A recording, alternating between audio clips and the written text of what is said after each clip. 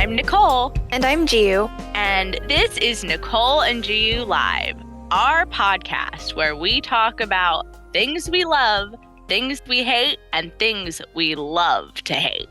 You know, one of the things that we love? Manga. And Twilight. Both of those things together. In our internet journeys, found out that there was a Twilight graphic novel, and both of our little weeb hearts jumped for joy, and we decided that we should probably review it. I honestly can't believe that we didn't know about this because it came out in 2010. Did it really? I actually didn't realize that. It did. Wow. Yeah, like it came out back in the day. Like I feel like this absolutely should have been on our radar and we just missed it somehow. I guess we did. Like this was definitely like, it should have been there at the bookstore when we were going to the bookstore. You know what may have happened is I personally was like very snooty about manga, where I was like, I'm only gonna read like authentic manga from Japan. So if I saw that there was like an adaptation of something, I probably was like, ugh, that's so stupid. I'm not reading that. And that very well could have happened. Yeah, like an adaptation of like an American thing. Like I kind of, me and you were definitely both in the snooty camp together. Oh my God, I know. It's so ridiculous looking back, but I could definitely see being like, oh, I bet it's like bad because it's like Twilight. So. Yeah, we weren't into Twilight, but I'm just surprised that we like never noticed it around. Exactly. But so it exists and we're gonna talk about it because like, oh my gosh. Not only does it exist, it wasn't even hard to find. It's like on anywhere you can get like a digital book, basically. Like I bought it and we read it on my iPad. Oh. You can literally just go buy it. Yeah. It is not even like lost media, guys. This is just media that you can go like read along, pull up a copy. You know, we're gonna just like probably chat a little bit about like what we think about this. Cause like, oh my gosh, like I honestly like I think this is the first time that like I've read something adapted into like a graphic novel. Okay, maybe that's scratch that. I tried to read the Nausicaa of the Valley of the Wind manga. I couldn't get into it. Same! It was a little too boring. Like dry. Yeah, it was a little dry. I read the manga first, and so I still to this day have not seen the movie. And everyone's like, that's stupid. Just watch it. It's a good movie. Oh my gosh. But the manga was so boring that I literally somehow didn't even know that, and we will fix this. Don't worry. We will fix this. We'll fix this soon. This is a travesty I was not aware of. My feelings about Nausicaa of the Valley of the Wind aside, like this was something else. I really, really liked it though. Like I think that like the artist was Young Kim. And I think she did a really good job. I think she did as well. It's got this very like a cross between like a nice looking American comic. And I say that because there's some questionable ones out there. But I think the art's really nice, but then it's also like black and white for most of it. So it has like a manga quality. Like it looks a little bit like a crossover. But I think she executed it really well. And they do this really fun thing where they play with the colors and there's like certain panels or like certain things in a scene that they'll color to just make it pop and provide emphasis. And I thought that was just like such a cool stylistic choice. And I remember like color pop photographs and stuff were kind of popular around this time. So I think it's cool now, but I bet back then it was like, oh my God, like mind blowing, you know? I think that like, it's really like, it's cool. I think you said that it kind of reminds you like a little bit like a Marvel comic kind of in the art style crossed with like a manga.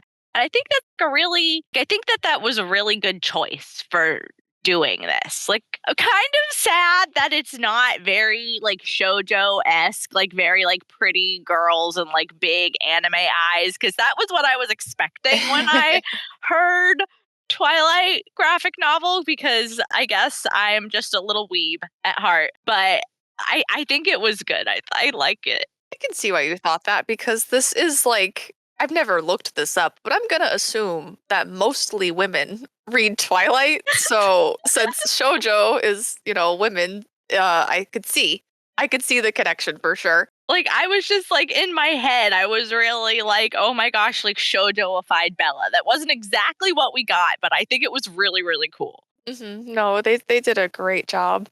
I want to point out that we do have a entire podcast on the book where we really dive deep into the whole plot. It's over 4 hours, so we're really gonna focus on like the adaptation of the comic book. So if you want to hear us talk about the plot, we did it, just so Yeah, you know. like at length, ad nauseum. We have two different podcasts about Twilight right now. So go enjoy those. The two of us by ourselves have inflicted, as of now, at least 5 hours of Twilight content upon to the world, Yeah. and now we're about to do more, but we're really going to focus on just the comic in this. Yeah. Inflicted is a good word. But yes, exactly.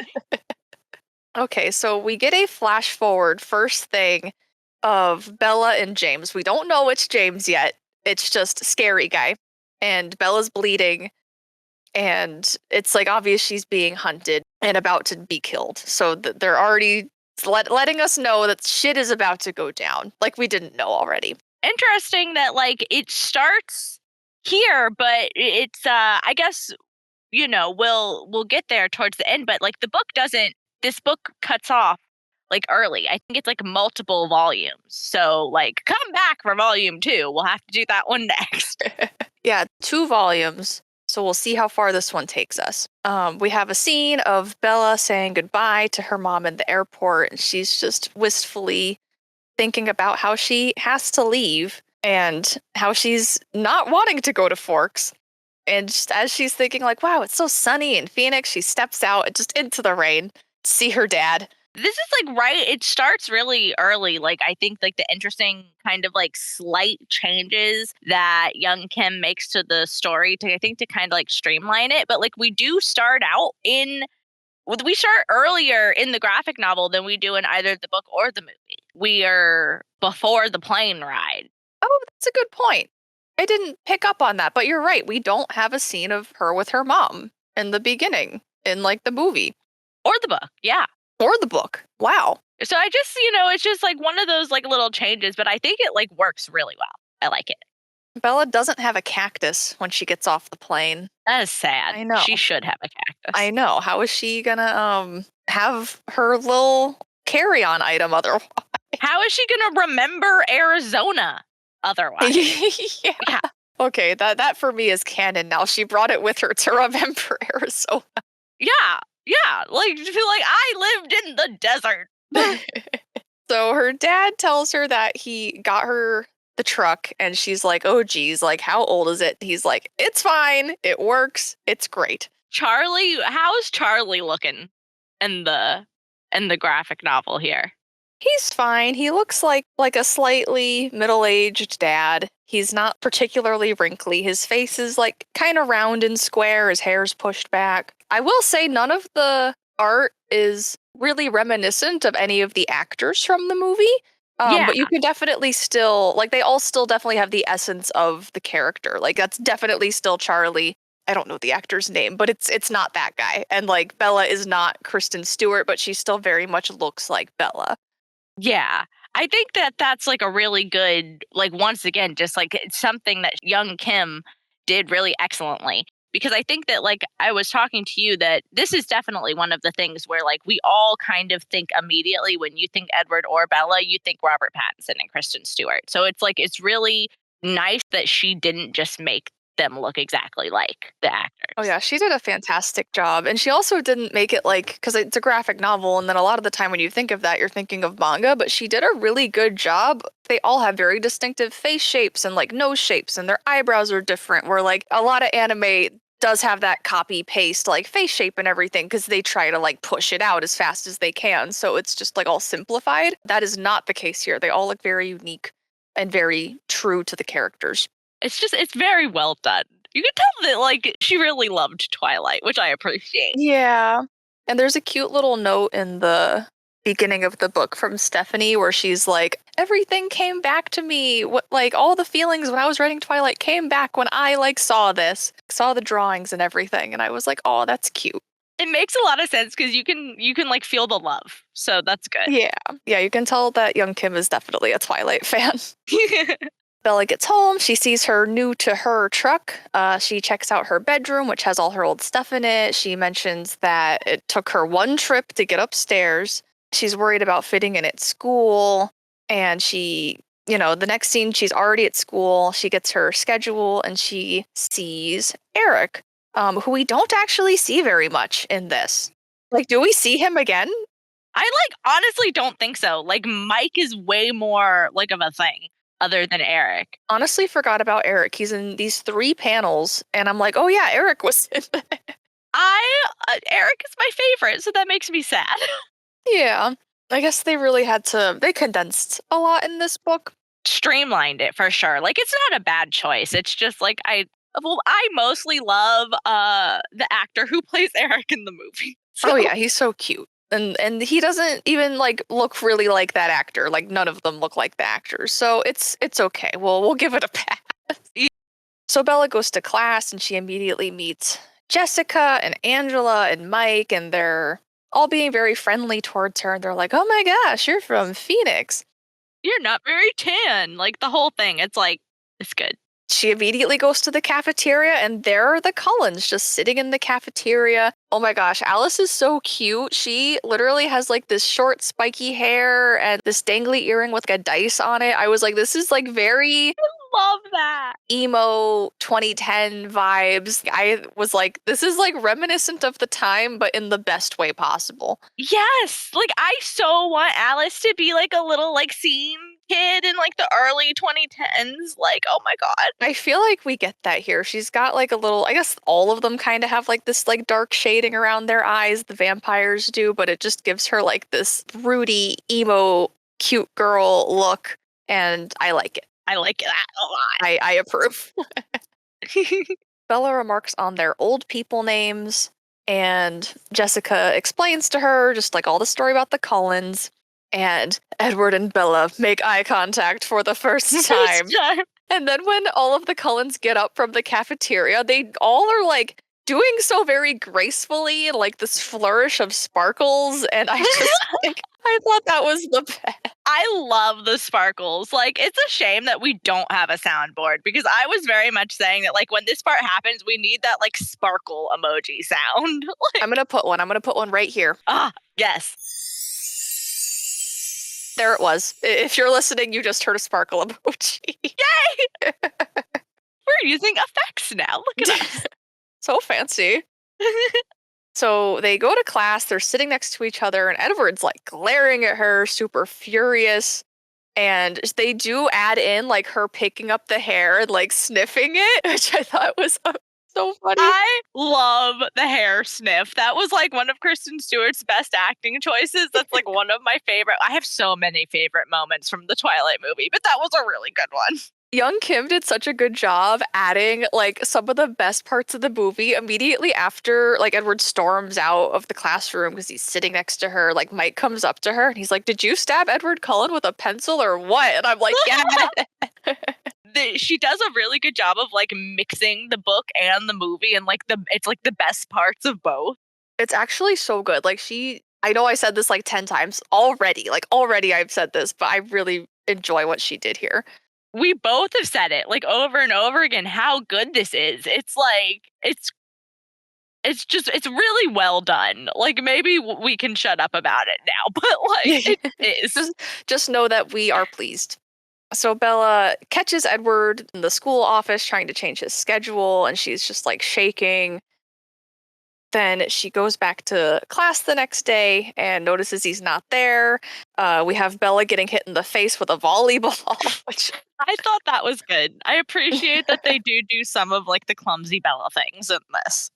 Yeah, one thing I noticed between this and the movie is she did fall one time, but it's mostly her just talking about being clumsy. And then this is the opposite where I don't even think they mention it at all. They just show it. Yeah, I think it's better this way. I think so too, because I kind of didn't notice it in the movie at first, but then until she kept saying it, "Oh yeah, I'm gonna fall over. I'm so clumsy. Don't let me have a volleyball." Yeah.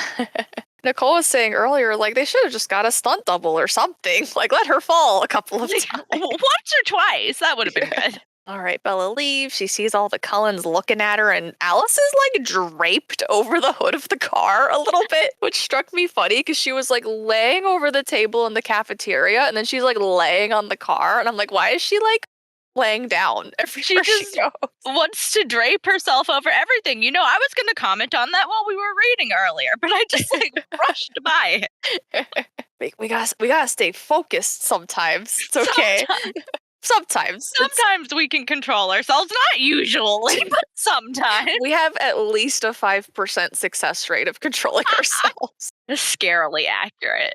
Hope to one day achieve at least 6%.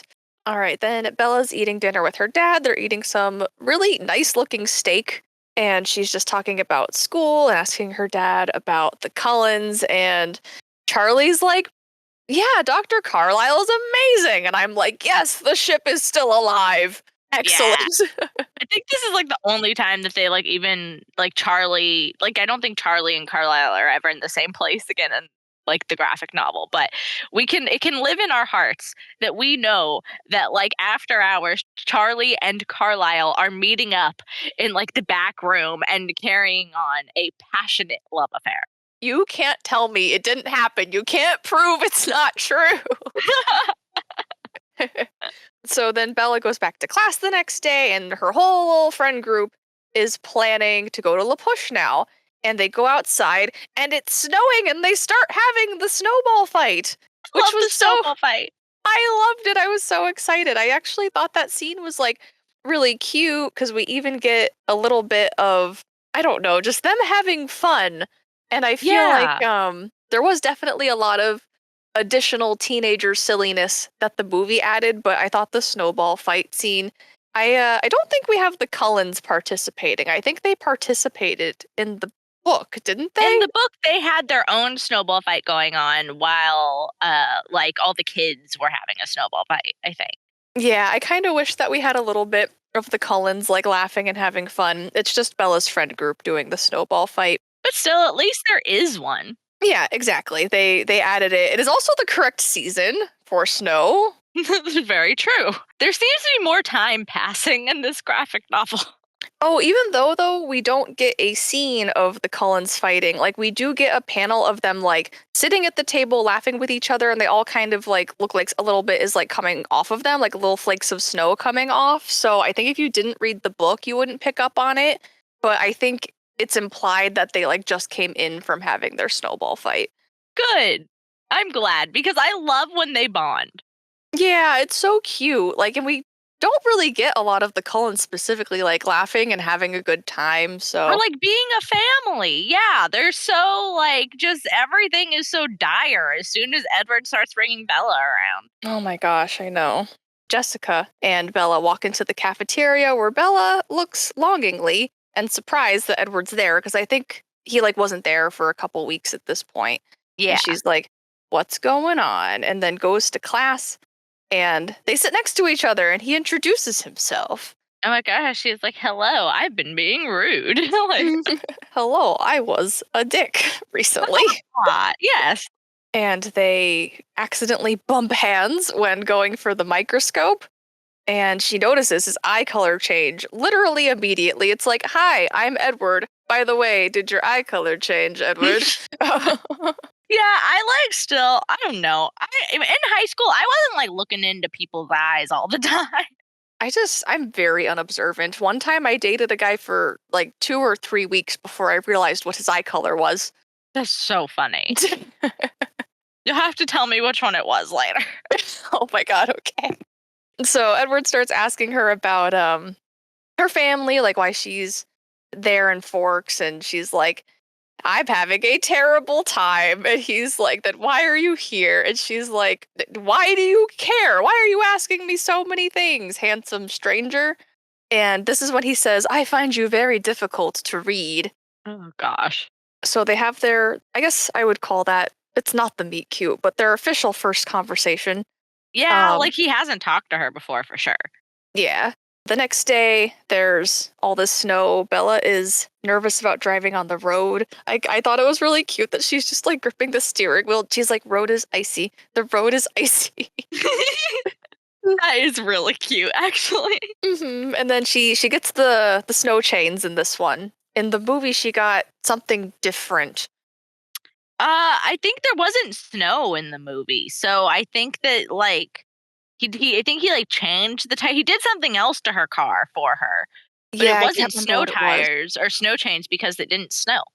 Yeah, exactly. Maybe it was like I think he maybe might have put new tires on the truck because the roads were icy or something. Yeah, that would make sense. Doesn't really matter.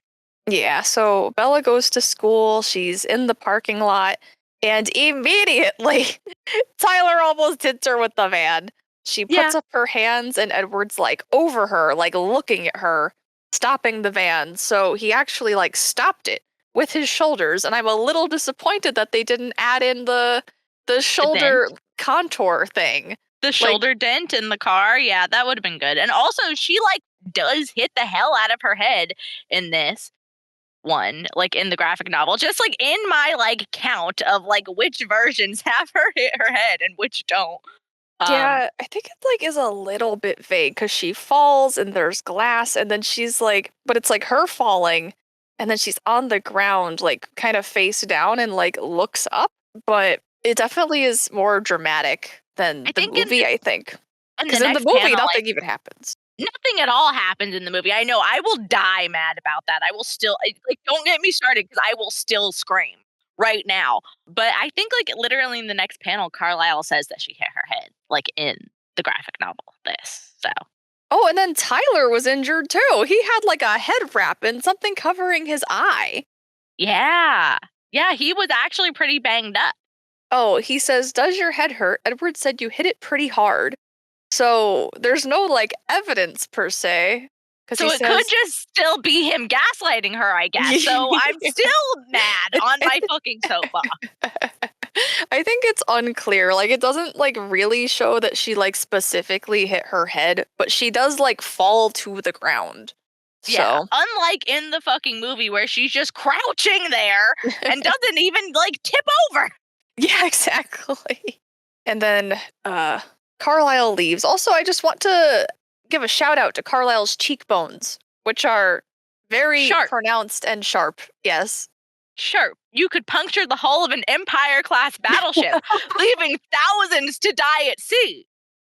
You know, because you're so sharp. That was completely unexpected and 100% welcomed. Perfect, perfect execution. Oh, thank you. That was good. Bella confronts Edward in the hallway and is like, I want to know the truth. I won't tell anybody, but like, tell me what really happened. And he's like, no one's gonna believe you. And he walks away. He doesn't like he doesn't as actively try to gaslight her at least. So Yeah, it's a pretty short scene. Like they have like their little back and forth where she's like, what's going on? like And why am I lying? Like yeah, and he's like, well, no one's gonna believe it. Can't you just like thank me? And then he kind of just leaves. Like it's there's really not much to it. Like this also I agree a very less gaslighty version of Edward, where in this one he just seems like avoidant as yeah. opposed to actively like trying to change her perception of reality. This to me is like more maybe like okay, so let's just in a wild fucking universe where any of this was actually happening, I kind of think that like this version of his reaction is the most like it seems to be the most reasonable. He's Oh, like, too. yes, you hit your head. Can't you just thank me? But he's not like actively trying to convince her that she was wrong and she hit her, even when she didn't fucking hit her head.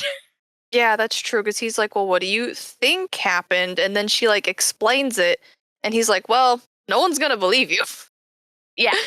But yeah, that's a really good call out there because yeah, I kind of didn't notice actually that he. You're right. He actually does not tell her that she's wrong. He's just like, okay, well, Well, no good one's luck gonna telling believe people. you. People Yeah, are gonna think you're crazy. That's not the same as being like, no, you're fucking crazy. Like that's like, you know what I mean? yeah, 100%. You're definitely right. And then that's the first night she dreams of Edward, which we know is actually him just standing over her. Like lurking in her bedroom. Everything. I just actually connected it in this read through of it in the graphic novel, that the whole thing where she's like, and I dreamed of Edward. When she's dreaming of Edward, it's because he's in her room staring at her sleeping body, just like lurking in the corner, like the biggest fucking creep. He's already WD-40'd her window. Already. He barely knows her. They've had 2 conversations. Jesus fucking Christ. Okay. This is one of my favorite panels in the whole book. When he is in class and Bella's observing his eye colors changing, it says, I watched his golden eyes grow perceptibly darker day by day, and there's 3 panels of him that are in black and white, except for his eyes, which in the first panel are gold and get progressively darker in each panel. And I just really like the use of color splash. I think it really adds just a little bit more feeling. Of like a pop, yeah. Mm-hmm. Like, I wonder if we had bought the physical book version of this, like back in the day, if it would have like had those color splashes. Hope so. I hope that they would have added that. But yeah, you're right. I wonder if they maybe added it later.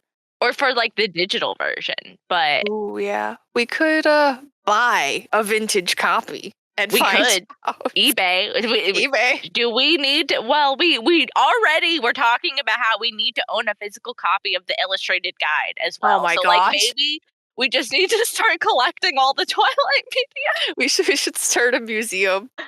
Oh God, we should. Somebody already has, I guarantee you. I think the town of Forks is just kind of like dedicated to the Twilight franchise now. Oh my gosh. I got recommended on Google a couple days ago. It was a very clickbaity title and not accurate to the article, but it said like the people of Forks call for getting rid of all the Twilight stuff. Oh, wow. And I read it. That was not what it was. They were basically just talking about how that town's economy is based on the Twilight franchise, basically. Yeah, that's probably does feel a bit tenuous sometimes, but like Twilight is going through it just gets bigger and bigger every year.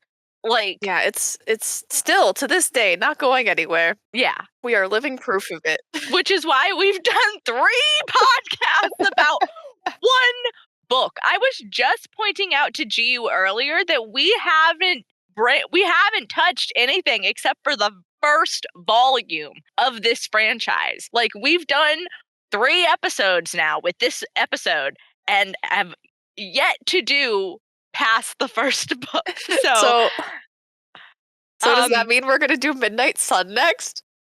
oh God, that means stay tuned. Stay tuned if you want us to just fully debauch ourselves into this, and we're gonna branch off into more directly Twilight-y things now. Maybe like a very, very famous fan fiction that became a multi-million-dollar movie and book franchise.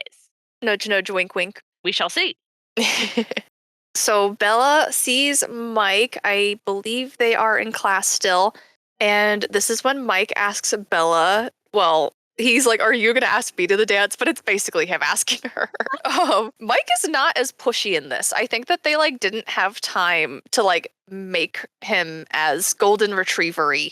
Yeah, I can see that. And I think it's a good choice because I just, it's like he wasn't threatening or anything, but I'm just like, okay, we get it. Like, Mike likes Bella. Everybody likes Bella. Yeah, I agree.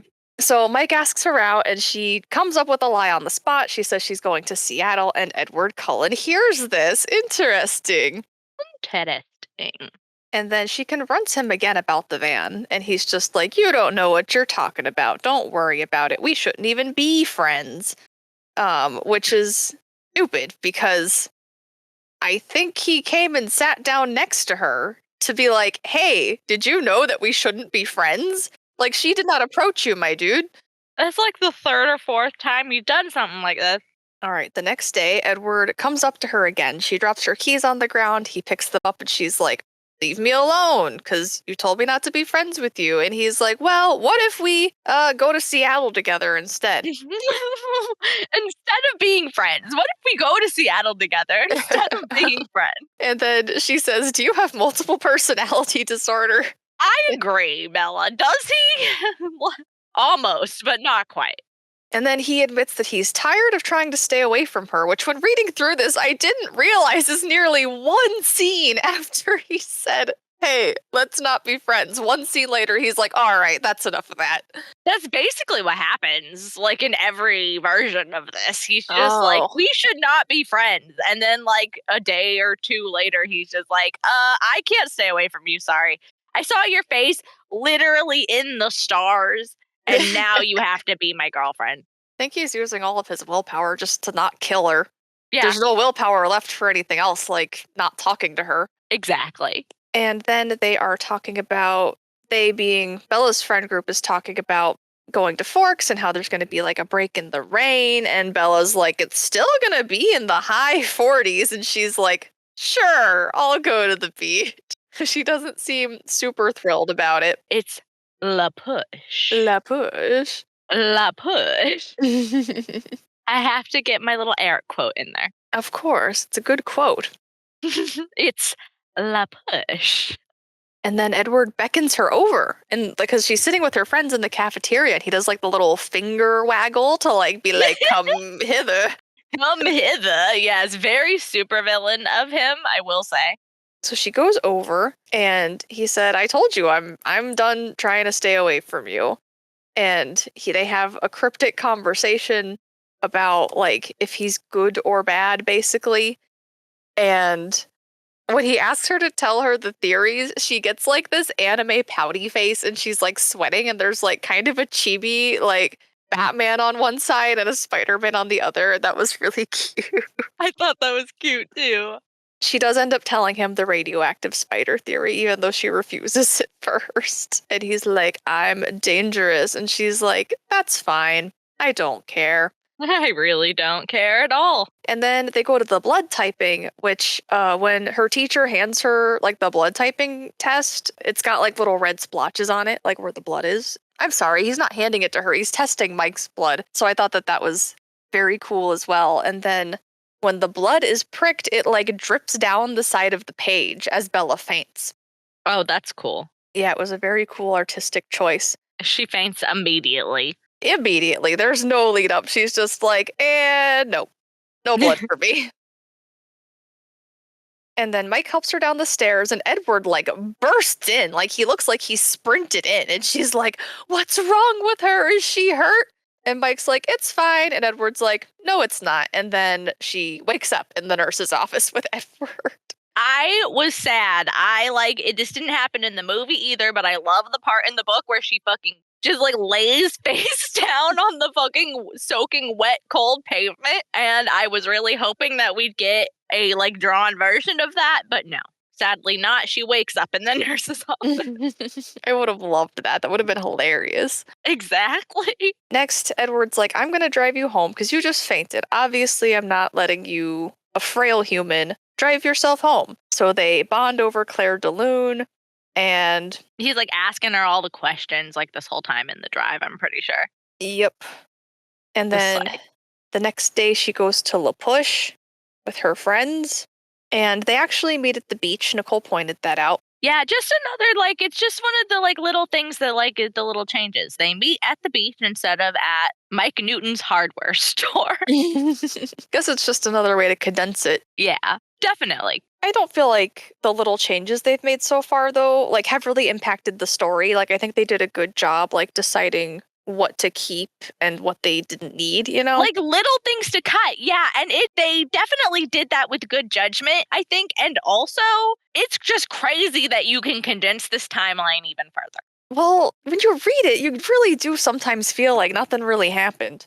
At all. Like, So her and her friends have their little bonfire. They do mention going to the tide pools, but Bella, I think she said that she went, but they don't really like show that much of it. There's just like a panel of them like walking, but she doesn't fall or anything. And then the teenagers from the reservation show up, and we get our first Jacob panel. Yeah, they haven't met before, which is like we were just saying, like I think just streamlining. Yeah, yeah, because she hasn't seen him yet, and then she like doesn't even remember him. Like he introduces himself, and she's like, "Oh yeah, like I should probably remember you."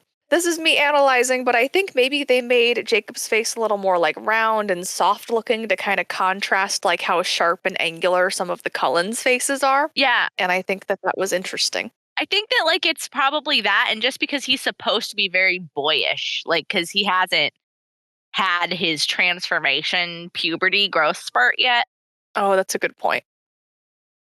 So we get a little bit of long haired Jacob and they talk and they're like, oh yeah, like we know each other. Like, how is my truck doing? And they joke about that a little bit and then go for a walk on the beach, which Bella does ask him the questions about the Cullens and stuff, but I think that there's no like active manipulation being shown here. It's just her asking him stuff and them like being friendly. Exactly. Like she's not like flirting with him, like making fucking like doe eyes at him, batting her eyelashes and trying to get him to like reveal secrets because he like thinks she's cute. Like that's none of that. It's just like asking questions. Yeah, and I think he does mention like, oh, I'm not supposed to talk about it, and then he Talks about it anyways. he does, but they did it in a way where it's not like very secretive. It's not coming off as like this is my deep dark family secret that I'm not allowed to tell anybody. It's just he's Yeah. like, "Oops, I'm not supposed to talk about that." Like I don't know, even saying it like that's a little funny. Like, "Oops, did I do that?" Yeah. So he tells her the legends of the cold ones and all of I thought that. it's cool because we get like a little like a flash, like the art. It kind of like shows the grandfather and like the cold ones and all of that, which is cool. Also, something that like doesn't obviously wasn't like in the book just because of the way the story was being told, or in the movie. They chose not to like show it that way in the movie. Oh yeah, that's a good catch. We actually have like a great grandfather Quileute elder and then like an older vampire who's looking very stereotypical vampire with his like light wavy hair and fangs. Yeah, because like she doesn't when I think when like because they're not obviously like in this. It should be Carlisle, but it's not. Yeah, I think they probably didn't want to make it super obvious. Yeah. All right, then that night she has a dream about Jacob like running through the woods and turning into a wolf and Edward like coming out of the woods and them fighting and she wakes up and the whole dream is colored in like red and green, which is very interesting. Like the backgrounds were and then Jacob's fur is colored, but everything else is black and white. So like he's coming out of the trees and like he's black and white and the trees are black and white. Very interesting. Very prophetic dream. This is Bella's prophetic dream.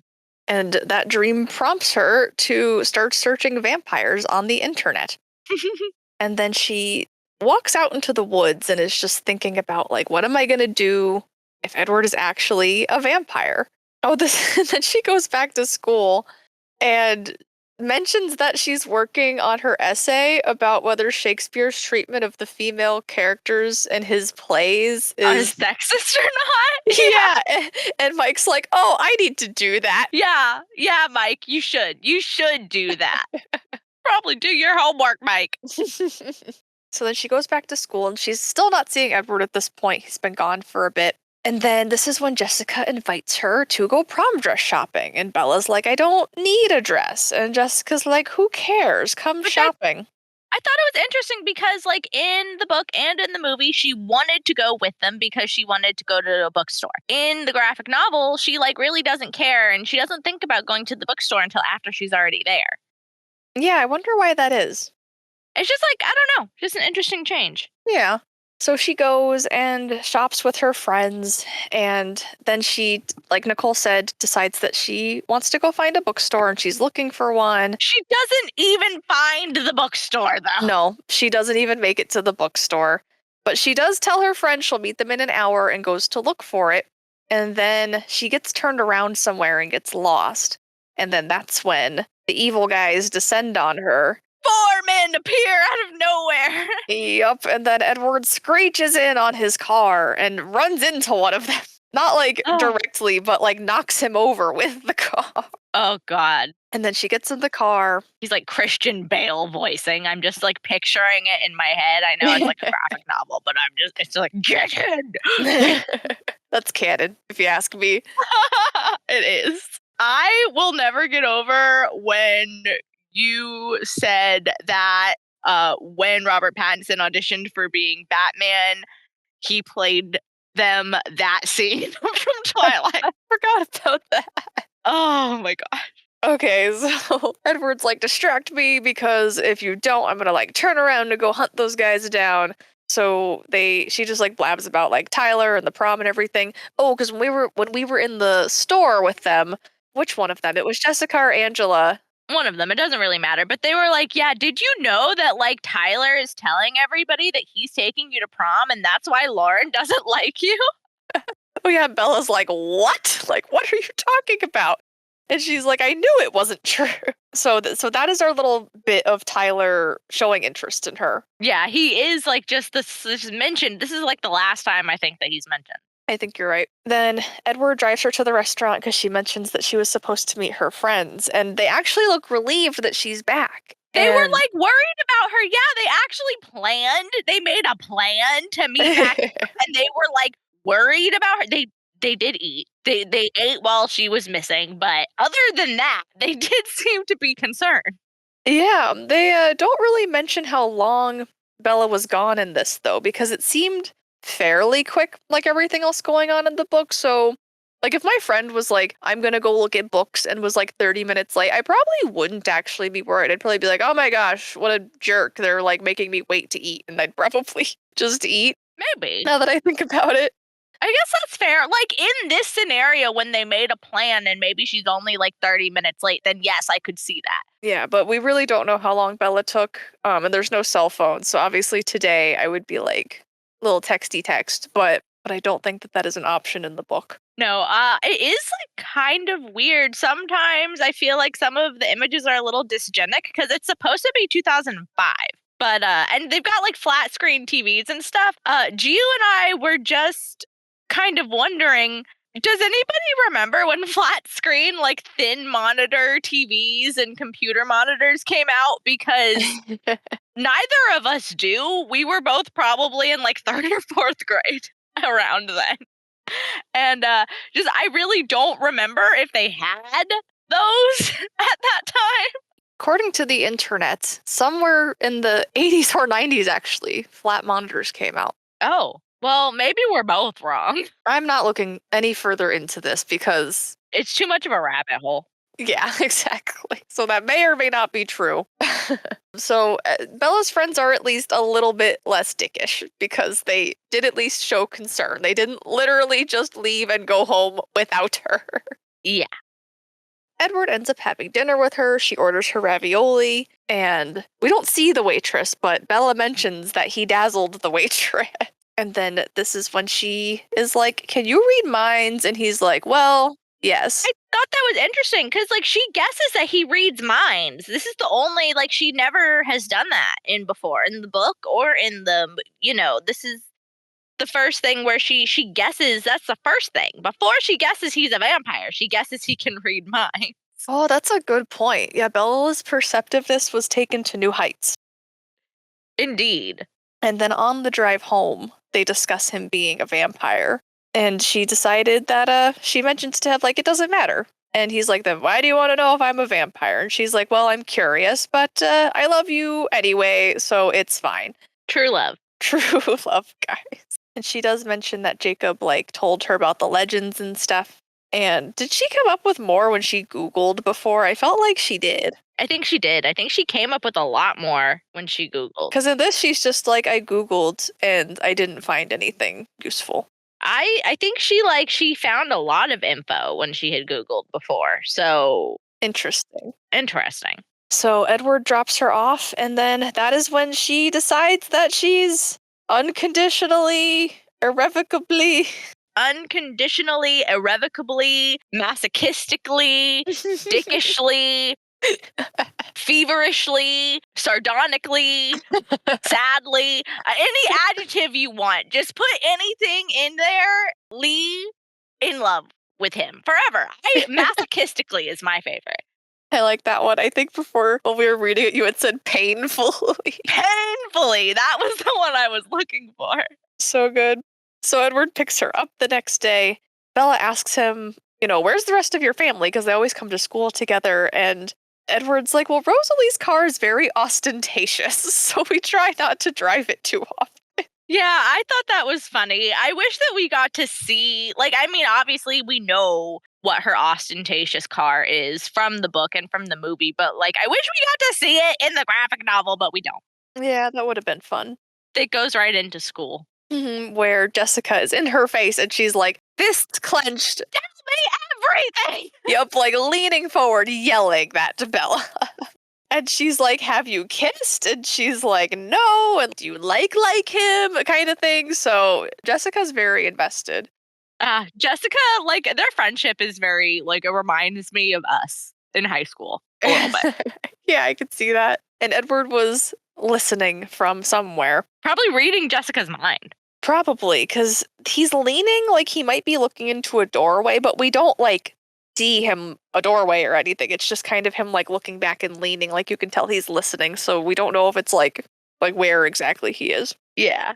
And then we get more Bella in gym class holding some kind of racket, and she, smacks Mike with it and, has a, an ice pack on his head, and Mike's all pissy that she's been hanging out with Cullen.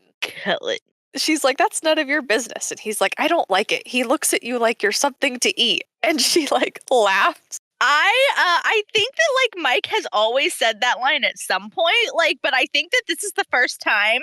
Well, I mean, I mean that is the first time from the book, the movie, and then the graphic novel. Mike says that line to her after she already knows that Edward's a vampire, so she thinks it's funny, and it is funny.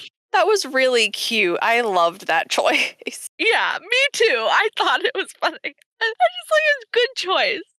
And after Edward does mention that Newton's getting on his nerves, but he says it kind of playfully here, whereas I feel like in the book he was actually jealous of Mike, and I was like, why? She literally does not care about this man. Yeah, calm down, dude. You read minds. And then we get Edward Cullen eating pizza here. This is when he's like, if someone dared you to eat dirt, could you do it? Yes, Bella could. Bella ate dirt before. Oh, yeah, and Edward heard her say that she likes him more than he likes her, or something like that, and he's like, that is not true. And then they hold hands. Yeah, oh, yeah, they hold hands. But yeah, it's he heard her say that to Jessica, in his mind reading, and he's like, it's not true. I love you the most. Yeah. They hold hands. And then he asks her 1,000,000 questions. Boring questions. We won't get into the boring questions. Yeah, we've all know about the million question asking, and she says, "Are you finished?" And he said, "Not even close." We read Twilight. We watched Twilight. We read that first part at least of Midnight Sun. We have back and forth known the questions. And then as he drops her off, the sun is setting, and he says, "It's Twilight." Twilight. He said the name of the book, y'all. Oh, and then this is when Billy and Jacob drive by, and Edward's like, another complication, and speeds off. And they don't actually have a confrontation in this. Bella is just can tell that something is uneasy. That he's worried, yeah. Which is fair. I like this better. It's weird. Even in the situation, it's weird for him to be break up with your boyfriend. I think so too. The next day, Bella and Edward are talking, and she's like, can I see you hunt? And he's like, absolutely not. And he leaves her a little note on her driver's seat door that says, be safe. Because he's like, don't fall into a hole or anything. Which she is very prone to doing. So the next day, she gets dressed to see him, and they end up wearing the same outfit. And he points to the outfit, and he's like, we match. In their fucking god awful millennial fucking beige. Oh my god. I was just ranting about their outfit choices to Giu a little while ago, and just, oh my god, the fucking millennium beige. I can't. Millennial beige. What shade is millennial beige? You gotta describe it. It's just that like weird oatmeal-y light beige color that his leather jacket is, and every fucking sweater he owns is, and every sweater she owns is, and like, man, if you're going on a date and your like date is wearing the same outfit as you, that is a red flag, let me tell you. What about Bella's khaki skirt? Oh, that's even worse. Like, khaki is also just beige. Like, everybody needs to stop wearing beige. So they go in their matching outfits out to the woods, and they're going through the woods, and there's another really nice play with the colors here, where as they get further and further towards the light starts coming through the trees, and it's illuminating like the greenness of the trees and like the shades of their hair and their eyes. And then Bella walks into the meadow because she had asked Edward, like, can I like see basically what happens when you go into the sun? He is like waiting for her at the edge of the tree lines, like for her to walk out, and then he walks out after her. This is where you insert another sparkle emoji sound. And and so she's like touching his face and everything, and she's like, or he says to her, I don't want you to be afraid, which I'm like, well, you've been telling her the whole time to be afraid. So You're like, dangerous. Like, and now you're just there sparkling like a fucking lamp, and you're just like, don't be afraid of me, Bella. and then he's like, don't be afraid, but then like they almost kiss, and he like dashes away from her and like rips a tree in half and like slams it on the ground. And then he's like, oh, but like don't be afraid though. And I'm like, I'm getting mixed signals. Mixed signals. That's exactly what I was gonna say. You are sending mixed signals, sir. Yeah, I don't know what he's thinking. Can you remind me, did he do the whole like as if you could outrun me thing like before or after the meadow in the movie? It was like in the meadow. It's like as they get to the meadow, she's like looking at him and stuff, and he's like, I'm like so beautiful, right? Like as if I need that. And then he like rips up the trees, like, as if you could outrun me, as if you could outfight me. I am the perfect predator. And then in the movie, he's like climbing all up around her in the tree, like some kind of weird ass fucking jackal on fucking steroids in the drug tree. But I think weren't they like in the woods though? And then when he's done with his whole spiel, he like grabs her and they run to the meadow. In the movie, I think, yeah, because the movie didn't have like the meadow in the same way. The camera just spiraled around them while music was playing in the meadow. Yes, I remember now. But like that's like right before the meadow is that weird like drug tree part. So I kind of like put it all together a little bit. No, that makes sense. I think it was flip flopped in the movie. Like I think he did that and then they ran to the meadow, and then in this they got to the meadow and then And then he he ripped the did tree that. in half. Yeah. And then she's like trying to touch his very sparkly face and everything. And then that's when he compares her to heroin, as one does. As one does, as is like super regular and normal to do. And talks about how, in order to not kill her, he had to like go to Alaska for a little bit and probably kill a bunch of bears or something. Mountain lions. And how he, yeah, and how he had a big argument with like his whole family about like just being with her, I guess. And then he is like, this is the part where he's like, but I decided that it's all worth it. He's like, I couldn't stand the thought of hurting you. That's how I know I'm not going to kill you when we're here alone together. And she's like, I'm an idiot. And he's like, you are an idiot. And then he says, the lion fell in love with the lamb. And she says, what a stupid lamb. And he says, what a sick, masochistic lion. And is that where this volume ends? Not yet. He kisses her neck. And then he places her hand on his face. And she's like, your skin is warm. And then they kiss. And then, and then he grabs her and like throws her on his back and starts running through the woods. And he was saying, he says, I'll show you how I travel through the forest. And then they run all the way home. Oh, and that's where, I don't know, for some reason, just like that feels like such like a bomb place to end. Like just the last line being, what a sick masochistic line. So I like blocked out the rest, I guess. But yeah, I guess it just ends with the run home. That would have been really funny. It's just if it ended there. Just like black page, thin. That would have been great. Oh, so that was volume 1. Yeah. It's like an interesting place to chop it there, like right at the end of the meadow. I think that is right about the middle of the book. I think you're right about that. It just feels so lopsided still because I think, we've had this discussion a bunch of times, but like stuff doesn't really feel like it starts going in this book until uh Laurent, James, and Victoria show up, which isn't gonna probably happen till like partway through the next volume, I guess. Yeah, you're right. I guess this first volume was really building the romance, then it ended on a kiss, so that was like the climax of the. But yeah, I guess that's kind of like the climax is usually not like right at the end, right? Guess that's not true. Cliffhangers exist. Yeah. I'd say that this is, I guess, kind of a cliffhanger, but I think it's only a cliffhanger because, like, we all know that this isn't where the book ends.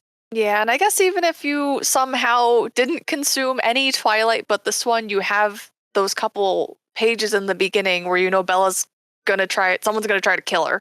So it's like a little taste of like the drama because nothing really happens in this one. Yeah. But I like really enjoyed this. I fully enjoyed the graphic novel more than I thought I would. I like really was kind of thinking that I thought it would be fun to do, but I thought that it would kind of honestly just be like a one-to-one rehash of the movie. I thought it would be the movie, to be real.